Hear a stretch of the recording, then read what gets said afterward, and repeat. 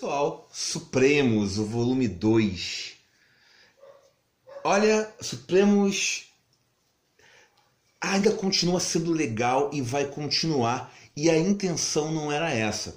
O Mark Millar, que é o roteirista, ele pensava em fazer a cada 10 anos, em um ciclo. Ou seja, os Ultimates iam, não apenas os Ultimates, mas a abordagem. E quando aquilo se envelhecesse, iam se zerar e depois de 10 anos iria se fazer novamente.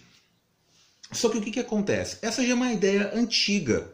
Os heróis, como eles são personagens assim da década de 40, 50, eles têm muito tempo. Então, eles se você ter maior afinco, eles acabam mudando, tá? Assim como tudo muda, as histórias elas acabam se adequando à modernidade. E por mais que ela seja antiga, é preciso ter uma roupagem diferente. Claro que as clássicas elas ainda têm-se, mas vamos pegar um exemplo aqui. Nossa, eu tô falando dos Supremos, eu vou para uma outra vertente, né? Vamos ver se eu volto. O que acontece? Shakespeare ainda continua se mantendo, mas nós estamos dando aqui com 500 anos e mesmo assim houveram tentativas. Tem lá o Romeu e Julieta com o DiCaprio, mas se você for comparar, já é um filme antigo para essa nova geração. E tinha a intenção na época de ter uma abordagem moderna. Ou seja, essas peças se mantêm, mas chegam um tempo que, por mais que sejam clássicas, elas também acabam ficando datadas. O que eu quero dizer é que as histórias, não é que elas sejam, elas se adequam ao tempo local e depois para serem recontadas, elas têm que ser modificadas. Isso vai acontecer fatalmente com Shakespeare. Isso já acontece, por exemplo, pegamos no livro mais antigo conhecido, a Bíblia.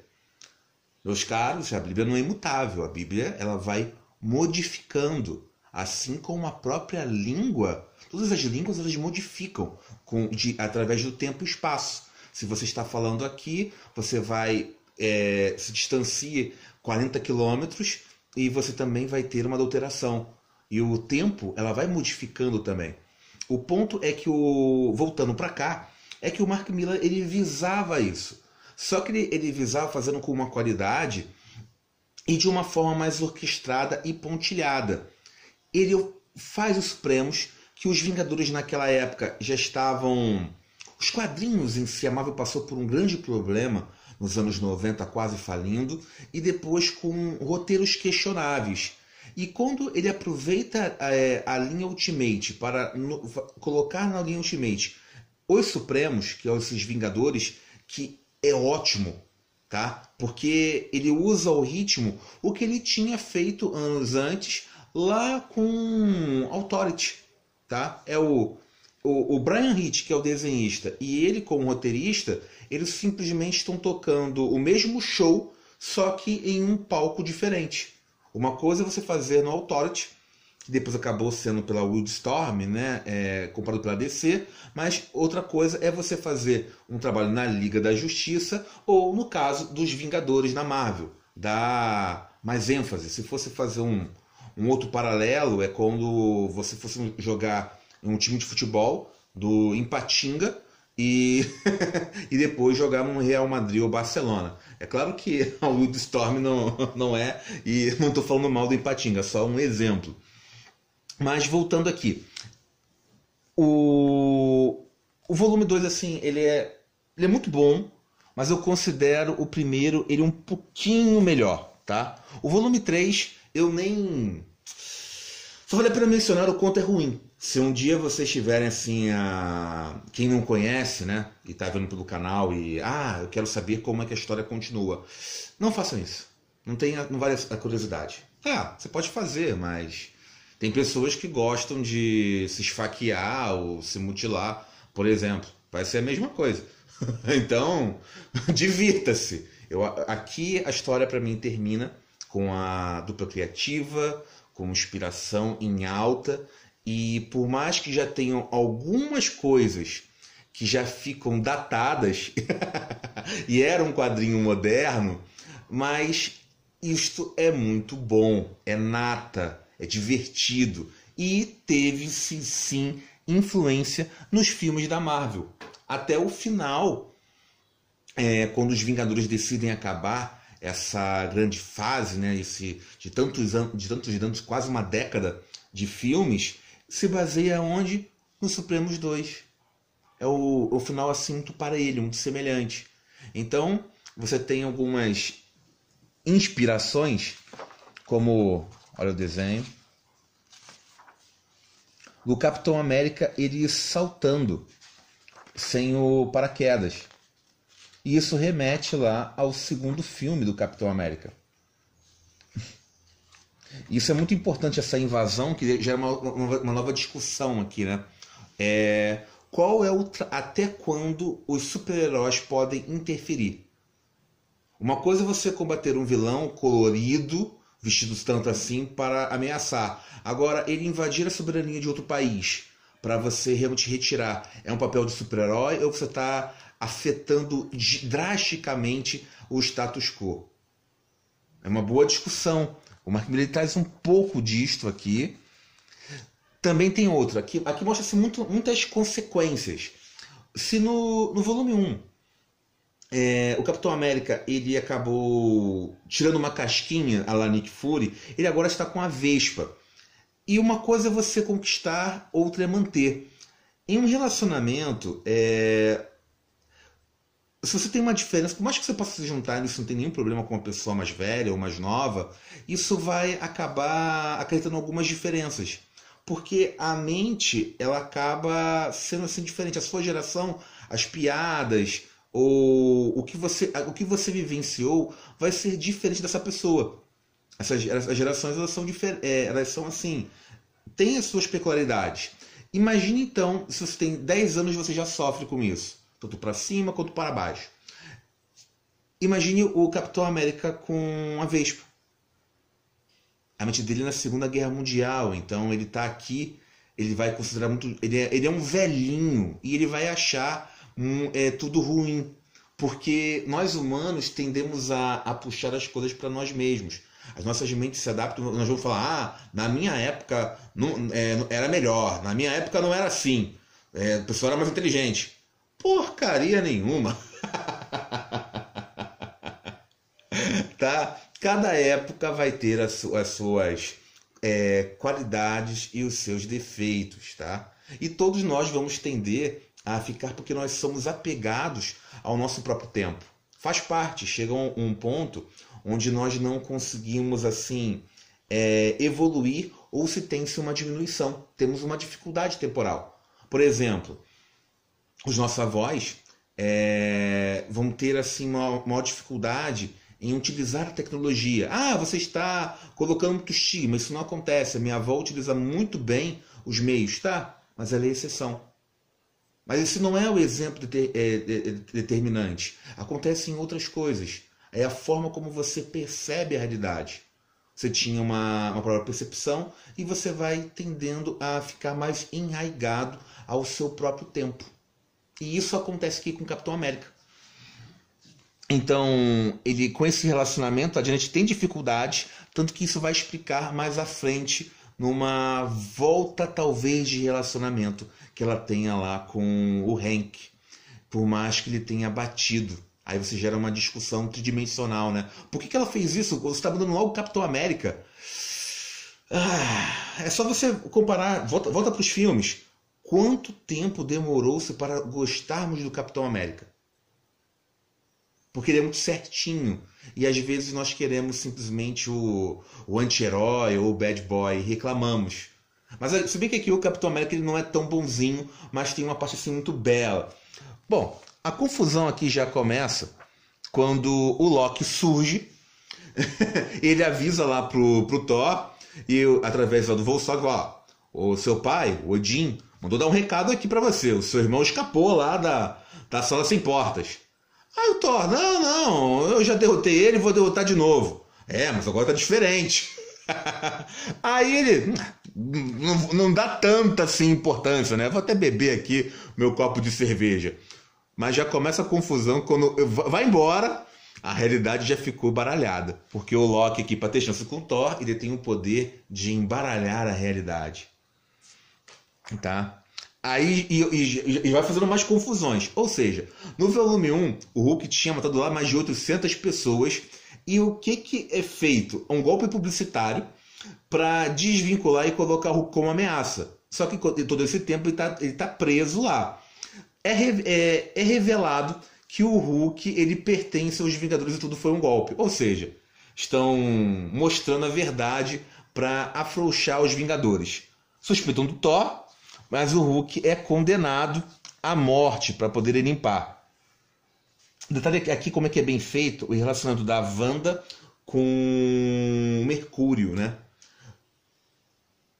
Eu gosto muito assim você parece que dá a entender que o Mercúrio ele são como se fossem duas garotinhas, né? Ele tem a tendência homossexual, mas também dá a entender que eles possuem um relacionamento amoroso, tá?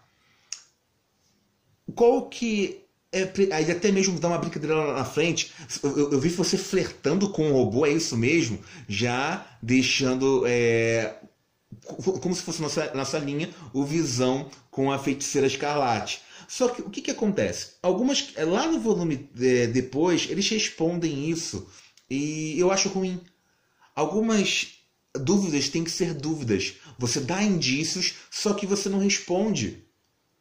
A pergunta ela vale muito mais do que a resposta. Deixa o leitor ele interpretar como ele quer. Isso é o mérito de um grande roteirista, fica como charme.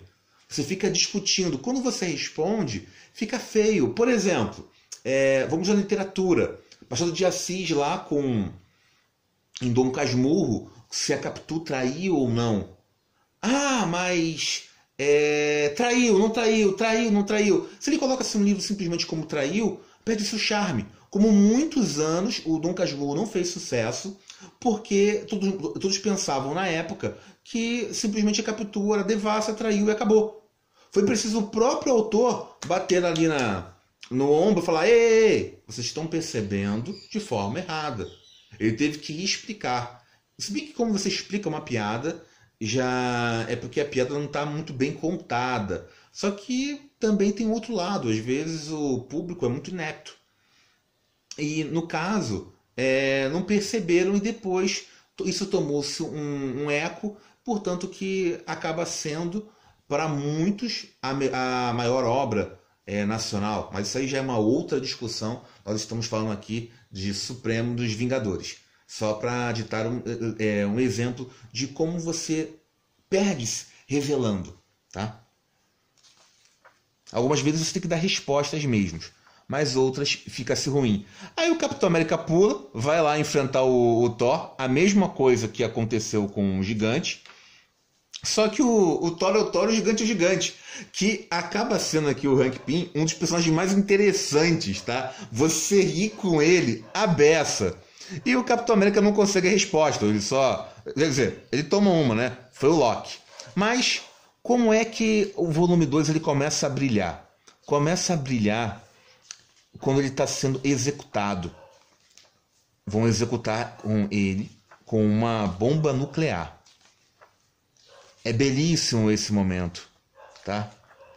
Belíssimo. Aqui já passei, calma aí. Que ele até liga agradecendo, é aqui, ó. Aí a ogiva nuclear. Tem uma fala do Tony aqui, né? E depois me pergunta por que eu bebo, porque tá deixando um cara tão frágil para ser executado. Não se esqueça que esses sujeitos são super-heróis. E simplesmente o término e a reza. O Hank ele foi responsável por dar um sedativo, né? E depois ele recebe um telefonema. Eu adoro esse quadro, tá? Essa sequência eu acho muito legal. O telefone tocando, aí simplesmente... Obrigado, Hank. Só liguei para agradecer. E desliga. E o Hulk ele some na multidão, né? O Bruce Banner. Isso remete desde ao seriado. Nós também temos uma tentativa lá com o Edward Norton de colocar um pouco esse espírito viajante do Hulk. Algumas vezes nos quadrinhos isso ficou bom, tivemos ali pelo menos umas 2 fases que trabalharam bem com isso, mas geralmente isso acaba sendo meio jogado, porque você perde um pouco a ação. Tem que ser muito bem trabalhado. E aqui o Hulk, ele como coadjuvante, ele serve muito bem. Aí continuando, o Thor acaba sendo capturado. Olha essa página, linda, né? Mas vai ter uma parte melhor, que é o charme nesse volume. Ou seja, o Thor vai enfrentando todo mundo, toma um pau e haja super-heróis. E é aqui que começa, né? O Hank, ele vai conhecer os defensores. Os defensores são uma equipe de patéticos. Do tipo, qual é o seu superpoder? Ah, eu consigo erguer 115 quilos de supino. E olha que ela é melhor. Mas, digamos que... Não, ela é gostosa. Aí depois ele se transforma em pequeno. Não, é o meu poder. Aí o pessoal, que fantástico. Temos alguém com poder. Nós conhecemos o Doutor Estranho e podemos trazer um dos 2 X-Men. Tudo que na frente revela maior caô. Aí, eles vão tentar resgatar aqui no incêndio e não conseguem porque o Homem de Ferro apagou. Aí, não, vamos fazer um golpe publicitário. Um dos meus contatos tem ali um assalto que vai ter. Beleza, eles vão para impedir. A contraparte aqui do Batman pula, que é o Falcão Noturno, e quebra a perna. Ai, toma um pau, toma costelas quebradas, todo mundo bate, ainda jogam ele. Aí, tem que salvar. Ele vai. Ele, não, tô juntando aqui as formigas, mas tô juntando 30 ou 40, não tem formiga suficiente para conseguir invasão. Aí, por favor, meu Deus, salve. Tá aqui, ó, ela pedindo, né? E correndo, que também ficou ruim pra ela. Uma menina seminua, com uma aparência de modelo, atacando marginais no meio da noite, que vai acontecer o quê? E ele age, né? Aí o fotógrafo que levou deixou essa bela página. Imagina que ele com 20 metros de altura, todas as partes proporcionais e tá aquela coisa balançando pra lá e pra cá. Podia ser pior, né? Aí ele se aproveita e tem uma relação amorosa com a menina, né? Antes faz ela diamante, né? Só que o que acontece? Ela pede uma coisa muito inusitada para ele. Ou seja, a casa não pode decair mais, né? Ela pede para ele se vestir de Capitão América. Ele tomou um pau do Capitão América. Aí tem esse belo quadro aqui, ó. Close nesse ponto aqui. Estão vendo? Sinal que ele vestiu. Mais uma sutileza do Mark Millar. E temos um traidor da equipe, que foi um pouquinho de surpresa, mas se você olhar, faz sentido, tá bom? Mas é um bom, assim, encerramento. Essa página aqui não é bonita, que é bonita depois. Aí o que acontece? Temos a morte da família do Gavião Arqueiro. Tu fica realmente emocionado, tu fica, caramba, o menino teve os miolos estourados. Mas isso gera uma cena, tipo... isso já se transformou até em um clichê. Primeiro, para você mostrar o quanto o herói é excepcional, primeiro você decai, tira tudo, e assim você mostra a volta triunfante. Já foi estrado assunto nos quadrinhos. O que mais... faz parte em termos de ação. É como se você fosse descer para você subir, tá? Aí dá mais destaque ainda. Os heróis, eles aqui fazem, temos uma revolta. A grande, vou soltar spoiler, tá? Para termos quem ler. É a Viúva Negra, que acaba traindo. De forma interessantíssima, como é que o Tony Stark lida com isso. Através de nanitas. Também não é a parte. Parte interessante, gente. Ó, vou ter até mexer com cuidado para não rasgar. É uma página óctupla. Tá aqui, ó. É o charme dessa revista. Nem vai caber no vídeo, ó. Eita! Nossa! Como é que eu vou puxar isso aqui para mostrar? Tá vendo? Ó. Nem cabe aqui. Eu teria que mudar o foco e eu não vou fazer isso. Gigantesca. São 8 páginas mesmo, gente. É uma belíssima, ó. Eu nunca vi isso nos quadrinhos. E puxar para cá. Todos os heróis aparecendo. A batalha de Loki e sua manipulação. Destaque, tem uma parte aqui que o Gavião Arqueiro, ele tá preso e ele fala, vocês não deviam ter deixado as unhas. E ele vai eliminando os outros. Capa dupla. Ainda prefiro aquela, tá? O Thor aparecendo. O Hulk em um confronto. Essa parte aqui é interessante. Mas deixa eu mostrar o que eu estava falando. Tem alguns momentos épicos. Ó. Essa aqui, ó. Tá aqui o Gavião para ser preso. Aí, ó, agora vai começar a tortura de verdade. Aí ele vai tic, tic. Vai matando cada um. Aí depois ele vai falando, né? Não devia ter deixado as unhas, seus idiotas. Aí, não, me solte agora. Ah, você vai me matar? Eu vou te matar de qualquer forma. Se ele faz isso com as unhas, imagine ele armado. Momento mercenário, né? Até um belo confronto. Na outra temos o Mercúrio, usando um duelo de velocidade, que realmente é belíssimo. E faz de novo a mesma piada que aconteceu no primeiro volume. Que o Mercúrio é tão rápido que os outros não conseguem ver e pensam que ele não está fazendo nada. Aí o tal Gavião Arqueiro sendo espancado com a velocidade aqui. Aí o Mercúrio vem, eles começam a falar nessa velocidade. Isso já é uma outra discussão, porque como é que você consegue ouvir? Mas se o som acaba sendo vibração como luz, como é que seria essa conexão? Eu vibro para poder falar, não estou falando apenas com meus lábios, mas você está entendendo também. É uma discussão física até. Aí ela vai, você é muito rápido. Então, com que velocidade você tem? Aí ele vai falando, né?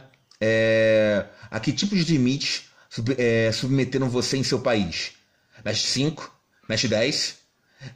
Eu atingi essa velocidade assim quando eu ainda tinha espinhas. Aí, Pietro, por favor. E ele vai aumentando a velocidade. Está sentindo os ossos chacoalharem como se estivesse cavalgando um trem de carga. São as moléculas dançando. Isso é legal. Aí, como ele termina, o Pedro de todo esse tempo caindo. Aí olha pro Mercúrio e Pedro não, o Gavião Arqueiro, e fala: Mercúrio, vê se faz uma coisa para de enrolar. Olha a cara do Mercúrio, ele não fala nada, não precisa nada. O volume 1 ele é melhor, mas o volume 2 que me faz mais rir, tá? Porque esse lance do gigante ficar pelado, o Mercúrio temos aparecendo, e aqui tem um momento assim belíssimo. É o Capitão América ele enfrentando uma contraparte sua. Ele foi invasor, como no do volume, e agora ele está atacando um sujeito que poderia ter sido ele. O que eu não gostei é que o confronto estava de 1 contra 1 e ele acaba apelando, tá? Ele disse que não podia, em termos de interferência, seria legal o Capitão América, esse vilão, ele não sujeitar. Só uma forma de terminar. E se você vê, de novo, uma influência dos filmes da Marvel, só que agora não um filme do Capitão América ou dos Vingadores, e sim um filme do Pantera Negra. Afinal, aquele vilão é um filme interessante. Só há uma forma de terminar. Então você dá um tom assim muito cinza e tridimensional para o vilão. Não basta você bater nele e colocar na cadeia. Não. Você tem que matar porque eu tenho meu ponto de vista. E se você remeter lá em Alan Moore, uma ideia é prova de balas. Então, essas ideias se chocando vão ter que ser resolvidas não nesse confronto, mas de outra forma para o futuro. Falando falando de futuro, pra mim vai continuar, tá? Isso aqui deixa lembranças. Eu quero que sempre que as novas gerações conheçam, porque materiais de qualidade não tem que se perder. Mas vai em mim, não leia mais do que isso. O finalzinho dele termina como a saga dos filmes, de forma muito honesta, muito terna, que é o Capitão América, ele se despedindo indo pra guerra. Outro momento engraçado do Tony Stark, só que eu não vou revelar. Mas aqui, ó, olha que final. Ele se despedindo com um beijo. No caso, virou uma dança, ele ficou como um casal, mas é muito, de novo, o Miller ele foi muito feliz aqui nessas sagas. Ele trouxe um quadrinho assim sensacional, tá bom? Considera tudo uma coisa só. Gente, eu fico por aqui, o vídeo já ficou longo demais e até mais. Fui!